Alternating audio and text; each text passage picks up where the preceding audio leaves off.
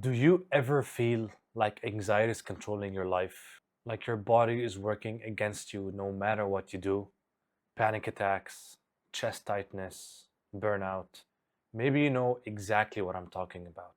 I know that feeling too. In my late 20s, my life completely fell apart. I had arrhythmia, I had to wear a Holter monitor to track my heart, my stomach was wrecked, my immune system collapsed, and every single day I thought I was about to die. But here's the thing, if anxiety is controlling your life right now, I want you to know two things. One, you are not alone. And two, there is a way forward. This video is about how to stop anxiety from controlling your life, and I'm going to share everything I wish I knew years earlier. Now, I'll be talking a lot about what I went through, not because this is about me, but because the story is where I learned the lessons I want to give you. And those lessons can help you rebuild too. I remember it like yesterday. I was hosting a party at my place, already burnt out from work, sick, stressed, running around all day setting up speakers, making sure everything was ready. And that night, I pushed my body too far. I took too many things. And suddenly, the worst panic attack of my life. My heart was going crazy. I couldn't breathe and I thought I was dying. That night changed everything. For the next 2 years, panic attacks ran my life. And if you've never had one, you can't understand how terrifying it is. Out of nowhere, your body goes into full fight or flight. Your heart skips beats, your chest tightens, and you're convinced this is it. I was rushing myself to the ER, begging people to drive me, convinced I was having a heart attack.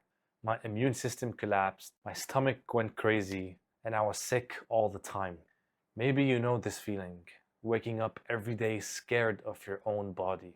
That's where I was. And my environment made it worse. I wasn't happy at work, and I was in a relationship that was either a 10 or a minus 10. There was no balance. One day I felt like a king, the next I felt like I was in hell.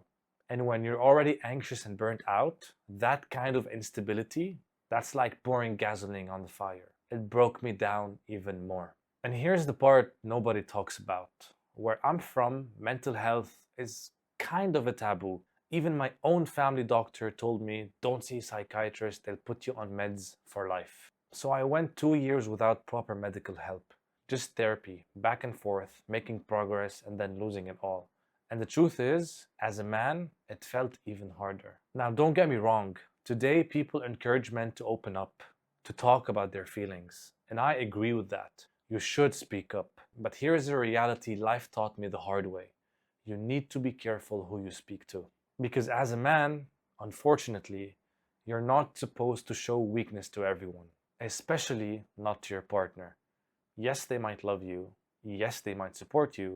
But something shifts. The moment you start showing weakness for a while, they start seeing you differently. And I want to be clear here. I'm not saying this happens with every woman or every significant other. Maybe I had a very bad experience. Maybe I just haven't yet met the kind of partner who can hold all of that without ever seeing me differently. If you have that, I'm genuinely happy for you because that's healthy and rare and worth holding on to. But in my case, everything I ever shared in weakness was later used against me. And that taught me one brutal lesson. Never dump all your struggles on your significant other. But, and this is important, that doesn't mean stay silent. Speak up. Just make sure it's to a brother, a best friend, someone you trust your life with. Someone who'll hold you up, not use it against you. That difference can save you. The breaking point for me was when I saw my therapist one day and I said, I can't do this anymore. I don't want to live life like this. She told me it was time to see a psychiatrist. The first one I saw was horrible. You know how sometimes you see a doctor and they barely give you time to speak? That's how I felt. Rushed, cold, no care. So I decided to see another one, and he saved me. He listened, he explained things calmly, and he said, your issue is simple. I just wish you hadn't waited this long to get help. For the first time in years, I felt hope again. He prescribed me medication, and I'm not going to name it because I don't want anyone self-medicating. But I'll tell you this, within weeks, my life started coming back. The panic attacks loosened their grip. I could breathe again. I could live again. That was one of the happiest moments of my life, and it made me realize I should have asked for help years earlier. But I don't want you to think medication was the only thing that helped me. The truth is, I waited far too long before I took my healing seriously. That doesn't mean your case has to be the same.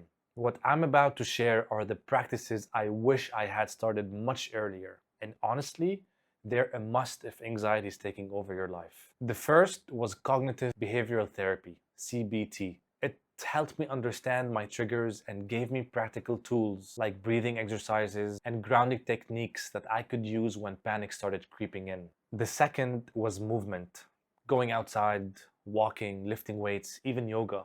And here's the science: when you move your body, your brain releases endorphins, which are natural painkillers that boost your mood. Exercise also increases serotonin and dopamine, the same neurotransmitters many antidepressants target. That's why after a workout, you often feel lighter, calmer, and more in control. For me, movement gave my nervous system a way to release all the energy it was storing instead of letting it explode into panic. Then there was the cold plunge. Science shows cold exposure can increase dopamine levels by more than 200%, leaving you with focus and calm that lasts for hours. Every time I stepped out of that water, I felt like my mind had been reset. And finally, meditation. At first, it felt impossible. My mind was racing. I couldn't sit still. But scientifically, meditation lowers cortisol, which is the stress hormone, and even rewires your brain, strengthening areas linked to focus and emotional regulation. For me, meditation became one of the most powerful ways to calm my mind and reset my system.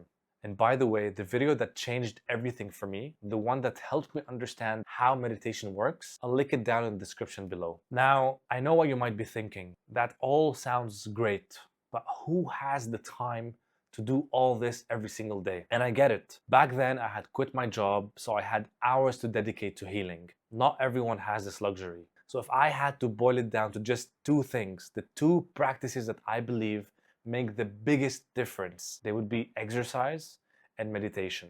Move your body and calm your mind. Those two alone can completely shift how you feel. If this helped you in any way, please consider liking the video and subscribing to the channel. It helps this message reach more people who might be fighting their own silent battles. So here's what I want you to remember if you're going through this right now. Don't wait. Don't let stigma, pride, or fear stop you. Ask for help. Therapy, medical advice, whatever it takes. Look at your environment, your job, your relationships, your habits. If they're feeding your anxiety, you need to address them. Move your body and calm your mind. Exercise, even a simple walk, can completely shift your mood. And meditation, learning how to slow down your thoughts, that can change your life. If you're a man, speak up, but be wise. Don't stay silent, but don't throw your soul at the wrong person either. Find a brother, a friend, someone you trust with your life, because you're not less of a man for struggling. You're human. And one more thing, a lot of us men, mostly young men, feel crushed by expectations that don't even make sense anymore. By the time our parents were our age, they had houses, kids, stability, but the world has changed. The cost of living, the speed of change, the pressure to be ready for everything. It's not the same game. So if you feel like you're behind, you're not. You're just living in a different time. Don't let that pressure destroy your mental health. I thought my life was over, but it wasn't. And if you're in that place right now, thinking it's permanent, I promise you, it's not. Mental illness doesn't mean you're broken. It means you're in pain, and pain can heal. Please don't give up. Please don't stay silent. Get help. Talk to someone. Lean on the people you trust, because your life is worth fighting for.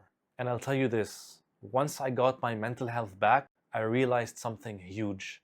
Discipline and reinvention aren't luxuries. They're survival tools. Without them, I was crumbling. With them, I started to rebuild.